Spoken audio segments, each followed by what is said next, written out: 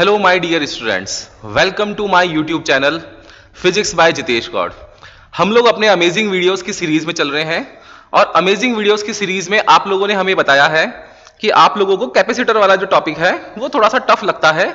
आपको ये समझ में नहीं आता है कि जब उसमें डाइलेक्ट्रिक स्लैब रख देते हैं या कंडक्टिंग स्लैब रख देते हैं तो वो किस अकॉर्डिंग बिहेव करता है, उसका कैपेसिटेंस क्या हो जाता है। तो आज इन्हीं सारी आप लोगों की प्रॉब्लम्स का सॉल्यूशन लेकर के हम लोग अपने वीडियो में हाजिर हैं और आप लोगों को ये बताने वाले हैं कि कैपेसिटर जो टॉपिक है अपने आप में बहुत इजी टॉपिक है। डेली रूटीन के लाइफ में आप लोग कैपेसिटर को यूज भी करते हैं। इसके काफी सारे यूजेस आप लोगों के डेली रूटीन में यूज होने वाले हैं, देखा हुआ है आप लोगों का, समझा हुआ है। बट वर्किंग क्या है इसकी, वर्किंग प्रिंसिपल क्या है इसका, कंस्ट्रक्शन कैसे होता है, इसकी कैपेसिटेंस की वैल्यू क्या होती है, इसमें अंदर मटेरियल कौन सा फिल होता है, ये सारी डिटेल जो है वो आज के वीडियो में हम लोग कंप्लीट करने वाले हैं। बहुत ही इजी टॉपिक है, आप लोगों को मजा आने वाला है। करते हैं स्टार्ट। कैपेसिटर जो होता है वो दिखने में आप लोगों को ऐसा दिखता होगा। आप लोगों ने देखा होगा अपने डेली रूटीन की लाइफ में कि कैपेसिटेंस जो है वो आप लोगों को ऐसा दिखा होगा। ये वन ऑफ टाइप है इसका, कैपेसिटर का। सिमिलरली कैपेसिटर के डिफरेंट टाइप्स होते हैं। एक इस तरीके का होता है, ये देखिए, एक ऐसा दिखेगा आप लोगों को, एक इस तरीके का दिखेगा। तो अलग अलग टाइप के कैपेसिटर्स होते हैं। कोई सिरेमिक होता है, कोई फिल्म कैपेसिटर होता है, कोई इलेक्ट्रोलाइटिक कैपेसिटर होता है। डिफरेंट टाइप्स ऑफ कैपेसिटर होते हैं। देन इसमें अगर हम लोग डाइलेक्ट्रिक स्लैब भर देते हैं तो डाइलेक्ट्रिक स्लैब से क्या इफेक्ट आता है कैपेसिटर पर, उसका कैपेसिटेंस बढ़ जाता है या कम हो जाता है या कांस्टेंट रहता है, एज इट इज रहता है। ये सारी कंडीशंस आज हम लोग अपने वीडियो में देखने वाले हैं। तो ज्यादा टाइम वेस्ट नहीं करते हैं, अपने वीडियो पे चलते हैं आज कि कैपेसिटर जो है वो है क्या, डिटेल में पढ़ने वाले हैं। तो नेक्स्ट जो टॉपिक आज हम लोग डिटेल से स्टार्ट करने वाले हैं, उसका स्टार्टिंग सबसे पहले हम लोग समझते हैं कि कैपेसिटर होता क्या है। देखिए, कैपेसिटर एक डिवाइस है। इस डिवाइस का जो वर्किंग प्रिंसिपल होता है, ये मैंने आप लोगों को प्रीवियस क्लासेस में बता भी रखा है कि इसका वर्किंग प्रिंसिपल जो होता है वो Q इक्वल्स टू CV के अकॉर्डिंग दिया जाता है। इसमें Q जो है वो चार्ज है, charge present on plates, capacitor plates. C जो होता है इसका वो कैपेसिटेंस होता है, कैपेसिटेंस होता है। V जो होता है वो पोटेंशियल डिफरेंस होता है, potential difference in between the plates of capacitor. अच्छा, चार्ज है तो चार्ज की यूनिट जो होगी वो आप लोगों को पता है कूलाम में होने वाली है। पोटेंशियल डिफरेंस जो है वो आप लोग पता ही है, वोल्टेज में कैलकुलेट करते हैं, वोल्ट में। एंड कैपेसिटेंस जो होता है इसकी जो यूनिट होती है वो हम लोग काउंट करते हैं किसमें, फैरड में, और डिनोट करते हैं इसको स्मॉल f से। इसके टाइप्स होते हैं अलग अलग। फैरड जो होती है वो लार्जेस्ट यूनिट ऑफ कैपेसिटेंस की होती है, लार्जेस्ट यूनिट ऑफ कैपेसिटेंस है। अगर इसकी स्मॉलेस्ट की बात करें तो फिर वो मिली फैरड होती है, माइक्रो फैरड होती है, पिको फैरड है, नैनो फैरड है, इस तरीके से चलती है। पता ही आप लोग जानते होंगे, मिली फैरड जो है वो 10⁻³ की मीटर की ऑर्डर का होता है, माइक्रो है वो 10⁻⁻6 का होगा, पिको होगा 10⁻12 का, नैनो होगा -9 का। तो इस ऑर्डर में हम लोग इसका कैपेसिटेंस निकालते हैं। जो लार्जेस्ट है यूनिट वो इसकी फैरड है। तो वर्किंग प्रिंसिपल क्या हुआ कैपेसिटेंस का कि जैसे जैसे अगर हम लोग उसका चार्ज इंक्रीज करते हैं तो उस पर जो वोल्टेज डिफरेंस है उसके अकॉर्डिंग उसमें चार्ज की वैल्यू इंक्रीज होती जाएगी। आप पोटेंशियल डिफरेंस दीजिए बैटरी से एंड कैपेसिटेंस का जो चार्ज है वो चार्ज होता जाएगा और उसका V के अकॉर्डिंग Q जो है वो बढ़ता जाएगा। जब प्रोपोर्शनल साइन हटा लेते हैं तो ये आ जाता है। ये आप लोगों को मैं अपने प्रीवियस क्लासेस में बता चुका हूं, एक छोटा सा मैंने आपको रिकैप दिया है। आज हम लोग अपनी जो क्लास का मेन एम है कि कैपेसिटर प्लेट्स के बीच में कैपेसिटेंस की वैल्यू क्या होती है वो फाइंड करने वाले हैं। तो चलते हैं, अपन कैपेसिटेंस निकालते हैं। आज हम लोग कैपेसिटेंस हम लोग निकालने वाले हैं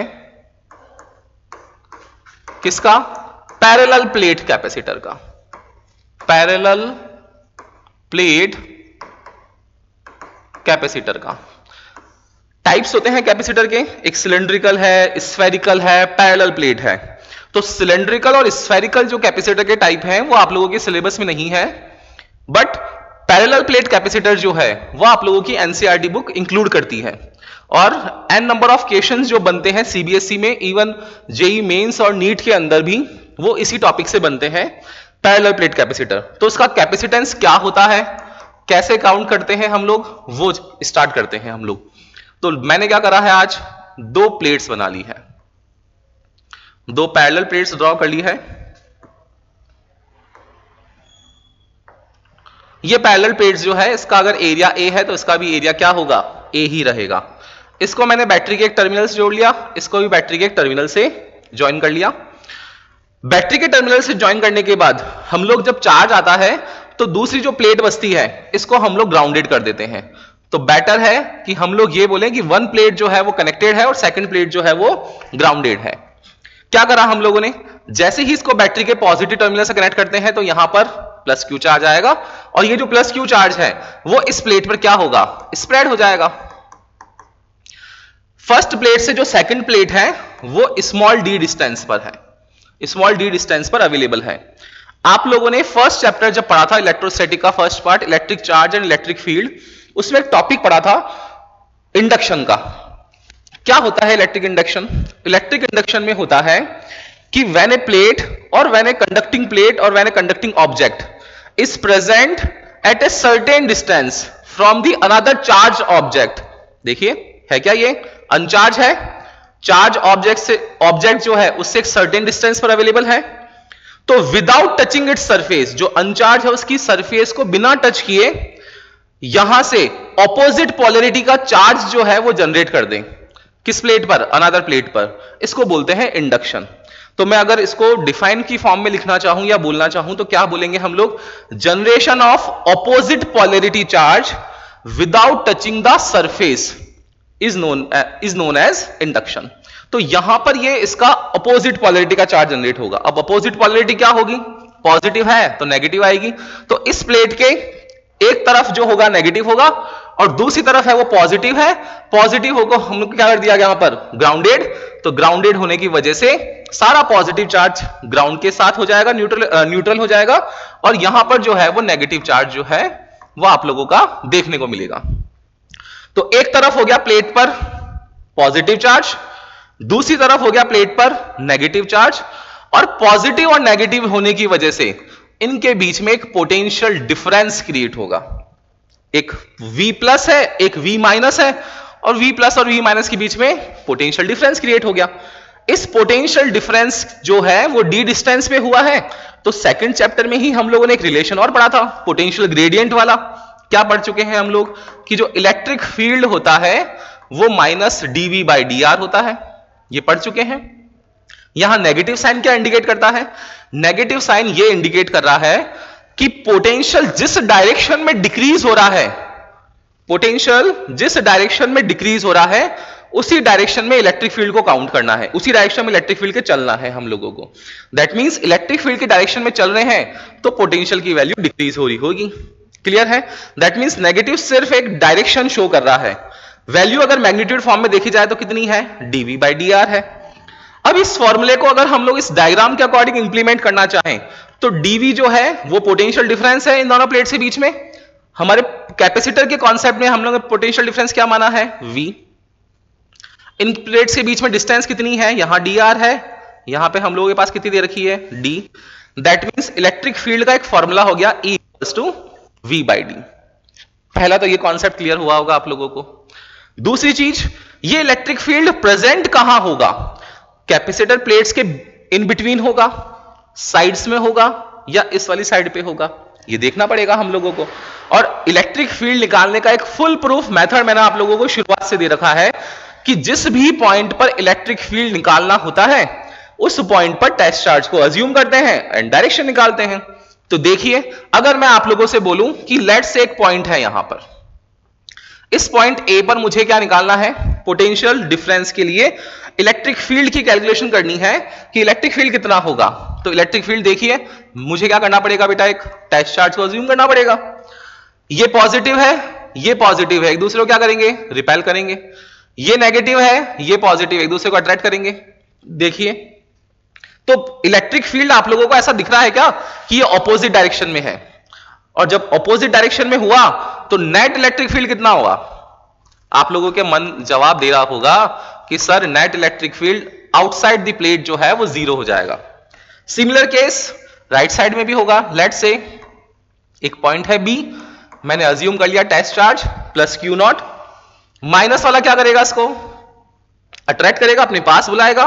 पॉजिटिव प्लेट क्या करेगी? इसको रिपेल करेगी। दैट मींस फिर रिवर्स है, जो इलेक्ट्रिक फील्ड होगा नेट इलेक्ट्रिक फील्ड वो क्या आएगा? 0 आएगा।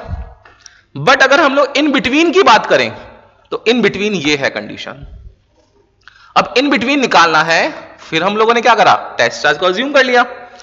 टेस्ट चार्ज अज्यूम करते ही आपको लगेगा कि पॉजिटिव प्लेट और ये भी पॉजिटिव चार्ज एक दूसरे को रिपेल करेंगे तो इलेक्ट्रिक फील्ड ऐसा आएगा। ये माइनस है, ये प्लस है, इसको अट्रैक्ट करेगा तो यहां अट्रैक्ट होगा। दैट मींस अब सेम डायरेक्शन आ चुकी है, और जब भी अगर इलेक्ट्रिक फील्ड की सेम डायरेक्शन आ जाती है तब ऐड करेंगे हम लोग उसको। तो इलेक्ट्रिक फील्ड की जब सेम डायरेक्शन आ गई तो electric field in between plates क्या होगा? दोनों की प्लेट्स की वजह से वो ऐड ऑन हो जाएगा। अब एक प्लेट का क्या होता है? गाउस लॉ की एप्लीकेशन है कि कंडक्टिंग प्लेट है और उसकी वजह से इलेक्ट्रिक फील्ड निकालना चाहते हैं, शीट है, तो उसका इलेक्ट्रिक फील्ड जो आता है वो सिग्मा अपॉन 2 एप्सिलॉन नॉट आता है। तो sigma upon 2 epsilon not first plate, sigma upon 2 epsilon not second plate, दोनों को ऐड ऑन करेंगे तो कितना आ जाएगा? Sigma upon 2 epsilon naught, sigma upon 2 epsilon not. आप जैसे ही इसको ऐड करोगे तो इलेक्ट्रिक फील्ड की जो वैल्यू आएगी वो सिग्मा अपॉन एप्सिलॉन आ जाएगी, एप्सिलॉन नॉट आ गई। सिग्मा क्या है? यहां पर सरफेस चार्ज डेंसिटी है। सरफेस चार्ज डेंसिटी को कैसे रिप्रेजेंट करते हैं हम लोग? चार्ज अपॉन एरिया से लिखते हैं। तो क्या इस सिग्मा को मैं Q अपॉन A लिख सकता हूं? और एप्सिलॉन नॉट डिनोमिनेटर में अवेलेबल है तो इसको हम लोग इस फॉर्म से लिख सकते हैं। अब आप लोगों का दिमाग काम करना चालू कर रहा होगा कि सर इलेक्ट्रिक फील्ड जो है वो Q upon A epsilon not के इक्वल है, एक इलेक्ट्रिक फील्ड जो है वो V बाई डी के भी इक्वल है। क्यों ना हम लोग इस इक्वेशन और इस इक्वेशन को इक्वेट कर दें, हमारा काम हो जाएगा। देखिए बहुत इजी है। तो क्या करेंगे? इस इक्वेशन और इस इक्वेशन को इक्वेट कर रहे हैं तो देयरफॉर V बाई डी जो है वो इक्वल आ रहा है किसके? Q upon A epsilon not के। क्लियर? अब कैपेसिटर है तो कैपेसिटर का प्रिंसिपल लगाना पड़ेगा। तो अकॉर्डिंग टू कैपेसिटर प्रिंसिपल क्या होता है? Q इक्वल्स टू CV होता है। क्या मैं यहां लिख लूं Q इक्वल्स टू CV की वैल्यू? तो V by d Q equals to CV। देखिए V से V कैंसिल हो गया, कैपेसिटेंस निकालना है आप लोगों को, तो C की वैल्यू क्या आ जाएगी? Epsilon not A upon D। ये आप लोगों का कैपेसिटेंस आ गया। कैपेसिटेंस कब आया है? ये जब इन दोनों प्लेट्स के बीच में वैक्यूम अवेलेबल है। कैसे कह सकते हैं कि सर वैक्यूम अवेलेबल है? क्योंकि डेरिवेशनल पार्ट में हम लोगों के पास एप्सिलॉन नॉट आ रहा है, परमिटिविटी ऑफ फ्री स्पेस को शो कर रहा है, तो एप्सिलॉन नॉट है। आप कहेंगे कि सर अगर मीडियम में अवेलेबल हुआ तो क्या लिखेंगे हम लोग? कुछ भी नहीं लिखना है बेटा आप लोगों को। अगर मीडियम में अवेलेबल है ये केस तो क्या करेंगे हम लोग? सिंपल सा C इक्वल्स टू मीडियम के लिए क्या लगा लेंगे? इसको एप्सिलॉन A अपॉन D। उस केस में हो जाएगा। ये कहां हुआ? मीडियम में। ये कहां हुआ? वैक्यूम में। तो अगर वैक्यूम की बात करता है एग्जामिनर आपसे तो होगा epsilon not A upon D। अगर मीडियम की बात करता है तो होगा epsilon A upon D। Clear है? कोई दिक्कत आप लोगों को? जहां तक तो इजी होगा। कमेंट सेक्शन में बताना अगर इस पोर्शन में अगर कोई दिक्कत आ रही है, तो हम लोग अपना जब रिवीजन पोर्शन रखेंगे उसमें क्लियर करेंगे इस चीज को। बाकी बहुत इजी टॉपिक है। दो प्लेट्स हैं, दोनों प्लेट्स के बीच में positive negative D distance, potential difference create हो गया। इस पोटेंशियल डिफरेंस की वैल्यू पोटेंशियल ग्रेडियंट से निकालेंगे। पोटेंशियल ग्रेडियंट क्या होता है बेटा? कि व्हेनेवर कोई भी एक फिजिकल क्वांटिटी है, देखो मैं इजी लैंग्वेज समझाता हूं आप लोगों को। Whenever a physical quantity is change according to distance, whenever a physical quantity is change according to distance, उसको बोलते हैं ग्रेडियंट। यहां पोटेंशियल चेंज हो रहा है इसलिए बोलते हैं पोटेंशियल ग्रेडियंट। यहां अगर टेम्परेचर होता तो बोलते टेम्परेचर ग्रेडियंट। यहां अगर वेलोसिटी होती तो लिखते वेलोसिटी ग्रेडियंट। क्लियर है ना? तो यहां पर पोटेंशियल ग्रेडियंट की बात करें, उसको हम लोगों ने अपने अकॉर्डिंग सेट कर लिया, v by d, derivational part किया, दोनों को इक्वेट करा और आपका इजीली आंसर निकल जाएगा। ये तो सबको आता है। आप लोग अटकते वहां हैं जब इस प्लेट के बीच में कुछ वो फिल कर देता। अब कुछ क्या है ये फिल करता है या तो वो डाइलेक्ट्रिक मटेरियल या फिल करता है वो कंडक्टिंग मटेरियल। तो दोनों ही केसेस की बात करते हैं कि एक बार जब डाइलेक्ट्रिक फिल कर दे और एक बार जब वो कंडक्टिंग प्लेट। देखो कैपेसिटर है, कैपेसिटर जो प्लेट है उसके बीच में हम लोगों ने क्या कर दिया, with slab of dielectric material. ये हमारा केस 1 है। और केस 2 जो है ये है with slab of conducting material. अगर आप लोगों के प्लेट्स के बीच में डाइलेक्ट्रिक मटेरियल फिल है तब क्या कंडीशन होगी, अगर प्लेट्स के बीच में कंडक्टिंग मटेरियल है तब क्या कंडीशन होगी। तो दोनों ही केसेस 1 by 1 देखने वाले हैं। और एग्जाम में जो क्वेश्चन आता है आप लोगों के वो यहां से भी पूछा हुआ है और यहां से भी पूछा हुआ है। तो दोनों ही इंपॉर्टेंट है, बोर्ड पॉइंट ऑफ व्यू से भी and competition point of view से भी। तो स्टार्ट करते हैं केस 1 वाला पोर्शन। देखिए हम लोग चाहते हैं कि अपनी वैल्यू निकालें हम लोग कैपेसिटर की। कब निकालें, जब उसके अंदर डाइलेक्ट्रिक मटेरियल भरा हो, डाइलेक्ट्रिक मटेरियल को फिल कर रखा हो। देखो वापस एक बार डायग्राम ड्रॉ कर लेते हैं हम लोग। प्लेट्स बनानी है हम लोगों को कि कैपेसिटर की प्लेट्स है।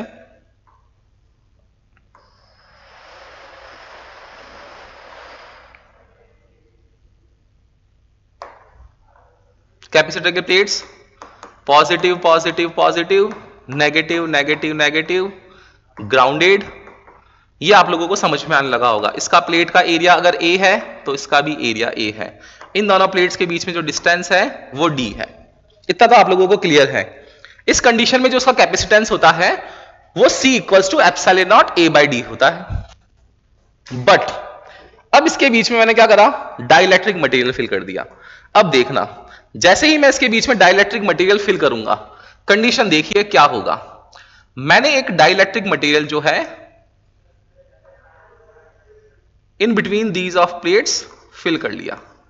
ये डाइलेक्ट्रिक मटेरियल है और इस डाइलेक्ट्रिक मटेरियल का जो डाइलेक्ट्रिक कांस्टेंट है वो मैंने लिखा है, या तो आप K से लिख सकते हैं या आप एप्सिलॉन R से भी लिख सकते हैं।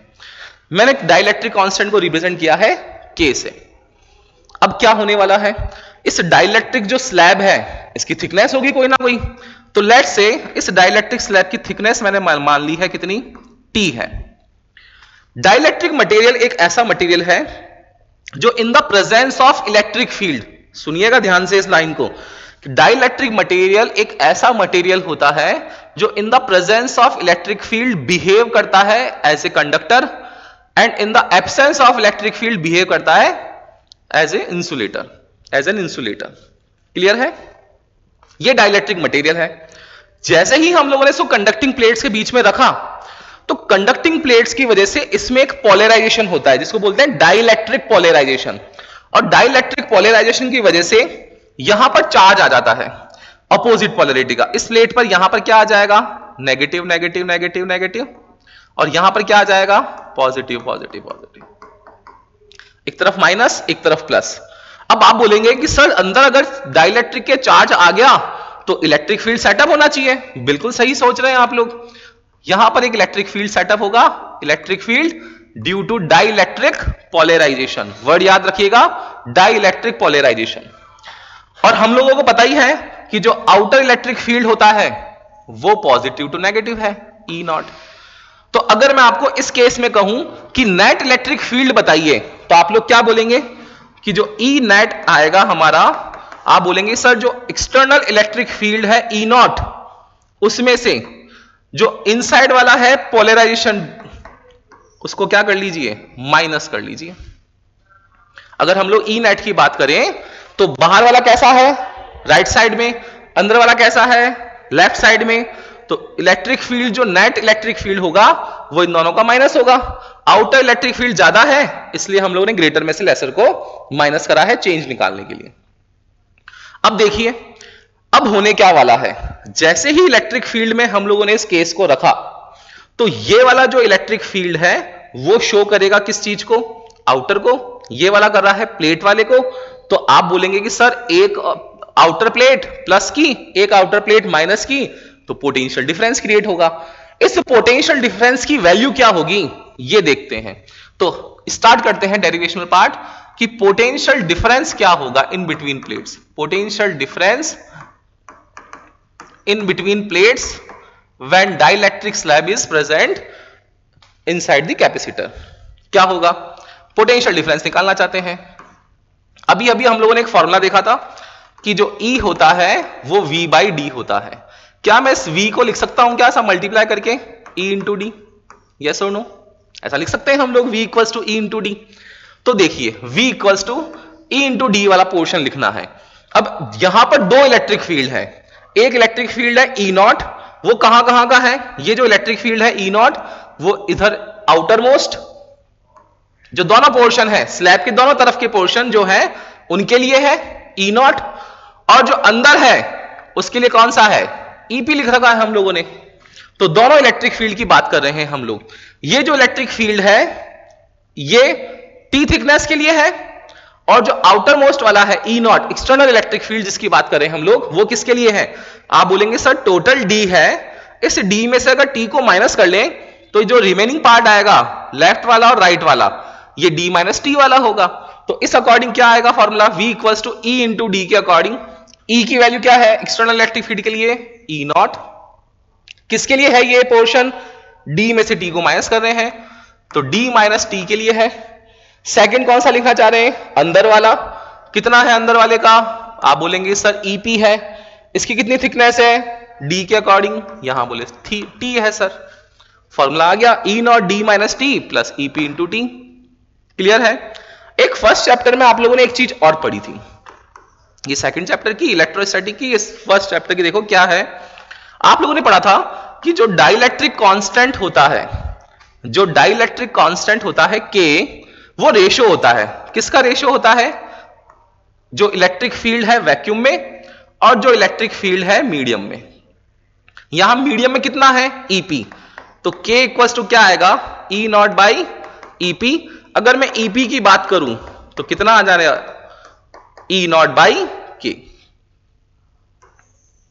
ये वैल्यू कितनी आएगी E नॉट बाई K।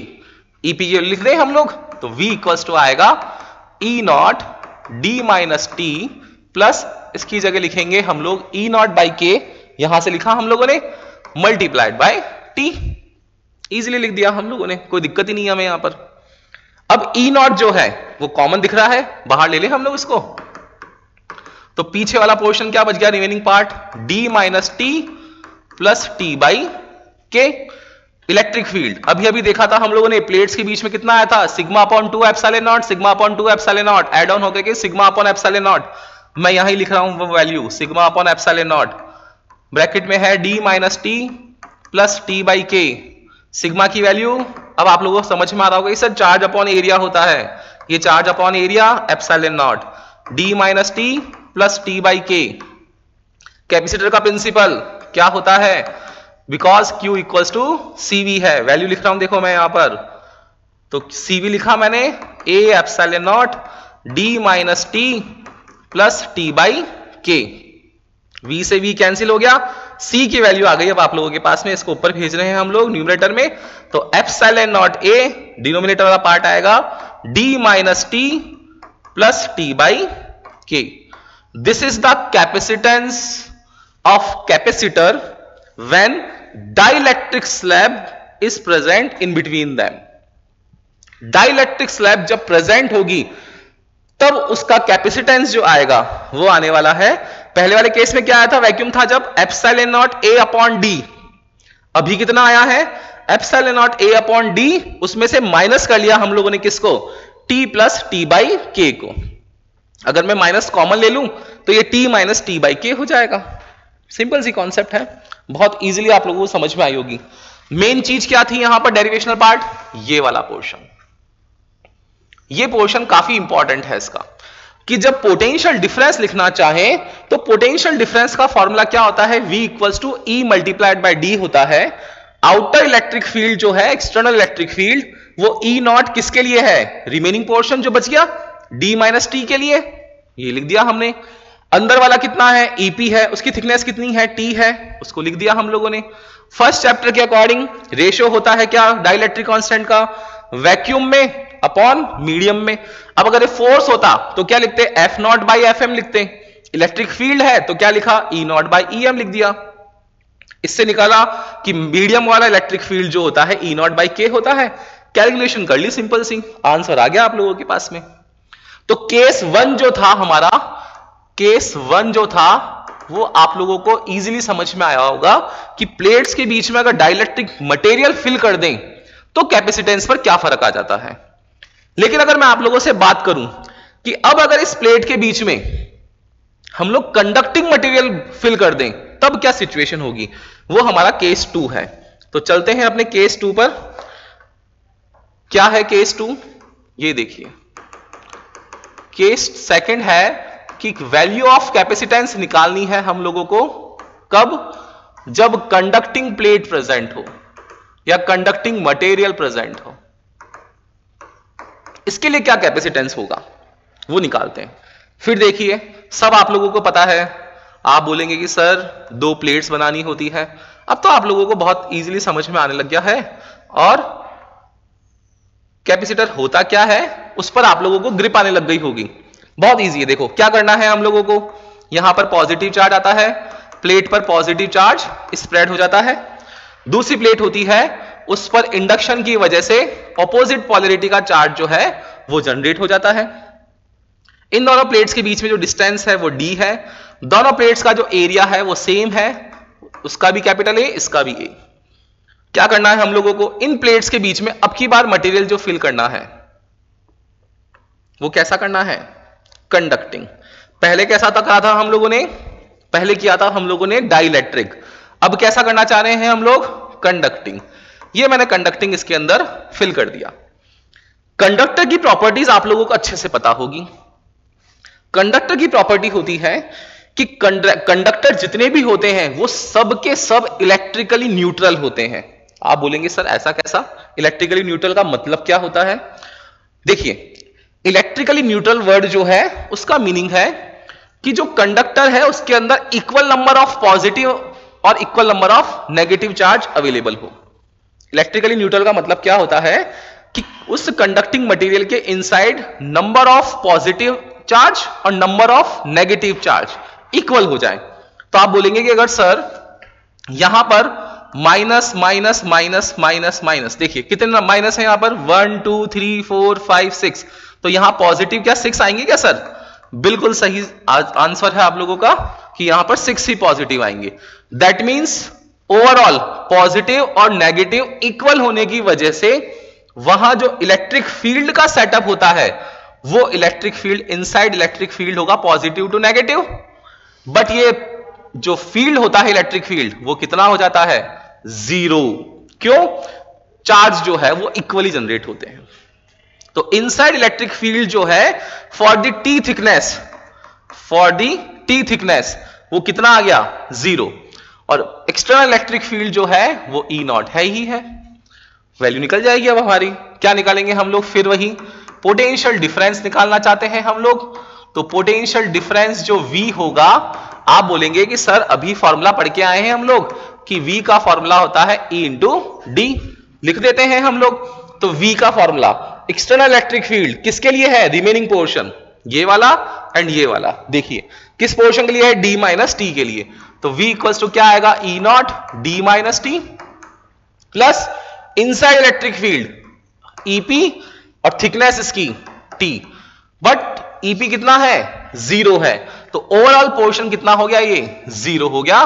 तो V की वैल्यू आ गई E not D minus T. अब कैलकुलेशन कर लेंगे, सिंपल सा पोर्शन है। देखिए V equals to electric field कितना होता है, sigma upon epsilon not D minus T. Sigma क्या है, सरफेस चार्ज डेंसिटी जो हम लोग लिखते हैं रेशो फॉर्म में, चार्ज अपॉन एरिया फॉर्म में। ये charge upon area d minus T, according to principle of capacitance Q equals to CV। ये CV लिखा, A epsilon not d minus T, V से V कैंसिल हो गया, value of C आ गई epsilon not A upon d minus T. देखिए कितना easy है। वहां पर आया था कितना, अगर डाइलेक्ट्रिक होता, अगर यही कंडीशन हमारी डाइलेक्ट्रिक वाली होती तो हम लोगों ने वहां क्या लिखा था उसके लिए, epsilon not A upon d minus t plus t by के। ये कहां लिखा था हम लोगों ने, फॉर डाइलेक्ट्रिक, और ये कहां लिखा है हम लोगों ने, फॉर कंडक्टर। फॉर कंडक्टर, तो for conductor epsilon not A d minus t, और for dielectric epsilon not A d minus t plus t by k. आपको लग रहा होगा कि सर ये पोर्शन तो और ये पोर्शन तो कहीं ना कहीं सिमिलर ही है। कैसे, वो देखिए। जब यहां पर कंडक्टिंग प्लेट्स हैं, तो कंडक्टिंग प्लेट्स जब होती है तो डाइलेक्ट्रिक कांस्टेंट नहीं आता है। देखिए इस पोर्शन में और इस पोर्शन में फर्क इसी चीज का है, बिल्कुल। और अगर जब डाइलेक्ट्रिक प्लेट आ जाएगी तब टी बाई के का पोर्शन आप लोग न्यूमेरिकल पार्ट में ऐड ऑन कर देना। जब भी आपको निकालने को बोले कंडक्टिंग स्लैब करें, ये आंसर निकाला, एंड डिनोमिनेटर में टी बाई के का रेशियो जैसे ही आप ऐड करेंगे, आप लोगों का कैपेसिटेंस डाइलेक्ट्रिक के लिए आ जाएगा, एक बार कंडक्टिंग के लिए आ जाएगा। तो बहुत इजी है। आज की क्लास में हम लोगों ने पढ़ा है कि अगर वैक्यूम हो तब कैपेसिटेंस होता है C equals to epsilon not A by D. अगर आप लोग डाइलेक्ट्रिक फिल कर देते हैं तब कैपेसिटेंस का फॉर्मूला होता है epsilon not A d minus t plus t by के, और जब कंडक्टर फिल कर देते हैं तब आता है epsilon not A d minus T. तो आज की क्लास कैसी लगी आप लोगों को, कमेंट सेक्शन में जरूर बताइएगा। क्या आप लोगों का कैपेसिटर का टॉपिक पूरा क्लियर हो गया, क्या कोई डर रहा, हमें कमेंट सेक्शन में जरूर बताइए। आपके कमेंट्स जो हैं उनसे हम लोगों को बूस्टअप मिलता है, मोटिवेट होते हैं, तो बताइएगा। Thank you so much. This is Jitesh Gaur signing of.